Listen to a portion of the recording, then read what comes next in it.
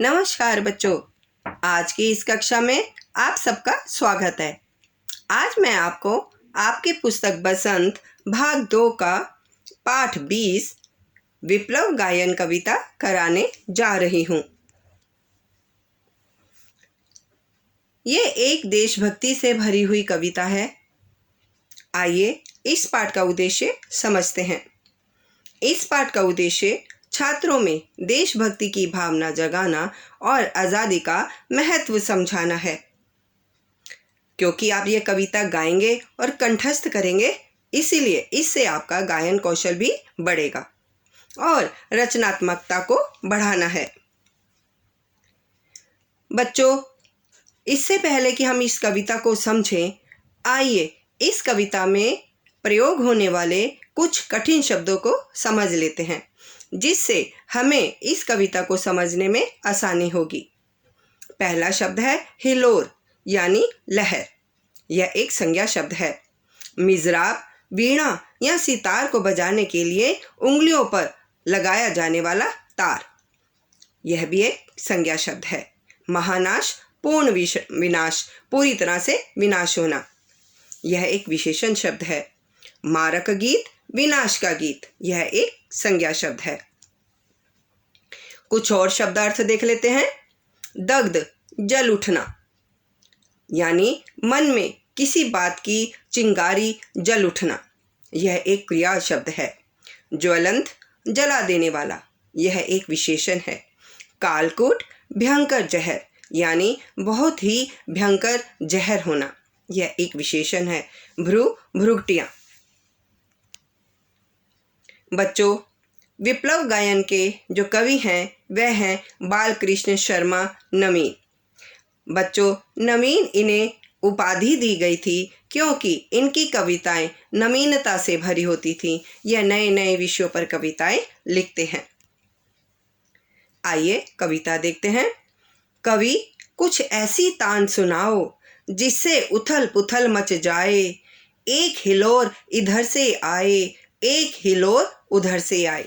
बच्चों, जैसे कि मैंने आपको समझाया कि यह जो कविता है वह आज़ादी के लिए मतवाले लोगों के द्वारा लिखी गई है। ये कविता उन लोगों के लिए लिखी गई है जो आज़ादी और आजकल की जो कुरीतियां हैं उनको बदलना चाहते हैं। आगे कवि क्या कहता है? सावधान, मेरी वीणा में चिंगारियां आन बैठी हैं। आन बैठी हैं यानी आकर बैठ गई हैं। टूटी हैं मिज़राबें, अंगुलियां दोनों मेरी ऐंठी हैं। बच्चों, आओ इनका सरलार्थ समझते हैं। कवि समाज में परिवर्तन लाना चाहता है। वह परिवर्तन के लिए ऐसा रास्ता चुनना चाहता है जिससे सारे समाज में क्रांति सी आ जाए। कवि अपने आप को संबोधित करते हुए कहता है कि हे कवि, तुम अपनी परिवर्तन संबंधी भावनाओं को ऐसी जोशीली तान सुनाओ जिसे सुनकर सारी सृष्टि में उथल पुथल मच जाए, अर्थात सभी लोग सोचने के लिए मजबूर हो जाएं। एक तरफ हलचल मच जानी चाहिए, यानी सब और हलचल मच जानी चाहिए। सब लोग क्रांति लाने के लिए तत्पर हो जाने चाहिए। कविता को सुन, आंधी का एक ऐसा झोंका इधर से आए और दूसरा झोंका उधर से आए, जिससे सभी का जीवन जो कठिन है वह आसान हो जाए, वह उनका जीना जो मुश्किल था वो आसान हो जाए। कवि चेतावनी भरे स्वर में कहता है कि तुम सावधान हो जाओ। मधुर स्वर बिखारने वाली वीणा पर अब आग की चिंगारियां उत्पन्न हो गई हैं। अब मधुर स्वर नहीं करेंगी।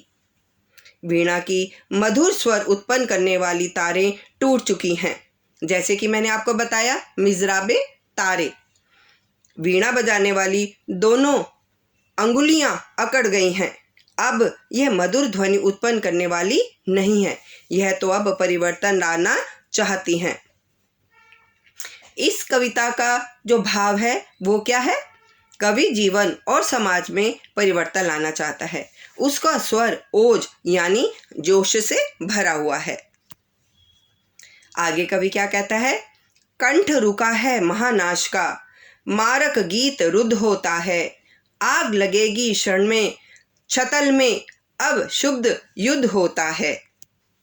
झाड़ और झंखाड़ दग्ध हैं इस ज्वलंत गायन के स्वर में, रुद्ध गीत की क्रुद्धन तान है निकली मेरे अंतरतर से। यहाँ पर कवि क्या कहना चाहता है? कवि कहना चाहता है कि जड़ता का विरोध करते हुए विकास और गतिशीलता को महत्व देना चाहिए। कवि के स्वर में जोश है। आइए इन पंक्तियों का सरलार्थ समझते हैं। कवि जोश भरे स्वर में कहता है कि मेरे स्वर को प्रकट करने वाला जोश की अधिकता से रुक गया है, इससे निकलने वाली विनाश का गीत अवरुद्ध हो गया है। अब परिवर्तन के लिए पल भर में आग लग जाएगी। मेरे हृदय में क्रोध से भरा भावों का युद्ध हो रहा है। झूठी मान्यताओं, रूढ़ियों और परंपराओं रूपी झाड़ झंकारों को क्रोध की आग ने जलाकर नष्ट कर दिया है। मेरे मन में उठने वाले गीत सामान्य गीत नहीं है, यह तो जला देने वाला स्वर है। यह तो विकास और गतिशीलता के रास्ते में आने वाले सभी विरोधों को नष्ट कर देने की क्षमता रखते हैं।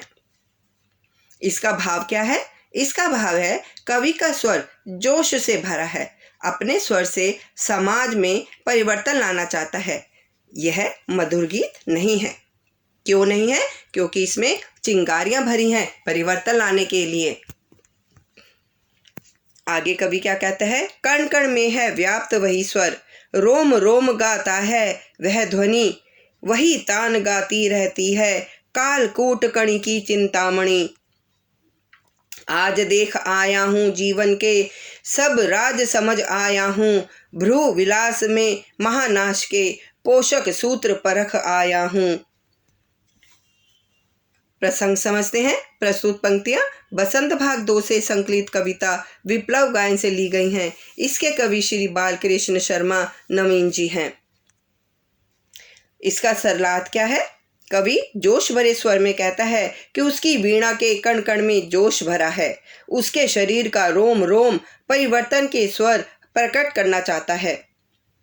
जिस प्रकार भयंकर जहर कालकूट को धारण करने वाले नाग के सिर पर चिंतामणि शोभा देती है, उसी प्रकार ऐसा परिवर्तन लाने वाले जोश से भरे भाव मुझे शोभा देते हैं। मेरे जीवन के सभी रहस्यों को समझ लिया है। मैं जानता हूँ कि समाज में परिवर्तन किस प्रकार लाया जा सकता है। परिवर्तन सरलता और सहजता से नहीं आता, इसके लिए जोश की आवश्यकता है। इसका भाव समझ लेते हैं बच्चों। कवि जीवन की सच्चाई को समझकर उस राह पर नहीं चलना चाहता जो युगों से स्वीकार है। वह ओज और जोश को महत्व देता है। वह पुरानी रूढ़ियों को तोड़कर, पुरानी परंपराओं को तोड़कर नई परंपराओं को स्थान देना चाहता है, उन्हें अपनाना चाहता है। बच्चों, मैंने आपको इस कविता की पंक्तियों का सरलार्थ और भावार्थ दोनों समझाए। अब यहाँ पर एक छोटा सा अभ्यास कार्य दिया जा रहा है। इससे हमें यह पता लगेगा कि आपने कविता को कितना समझा और जाना। यह अभ्यास प्रश्न आप अपनी उत्तर पुस्तिका में कीजिए और अपनी अध्यापिका से उनकी जांच करवाइए। अगले कक्षा में मैं आपसे एक नए पाठ के साथ फिर मिलूंगी। तब तक के लिए धन्यवाद।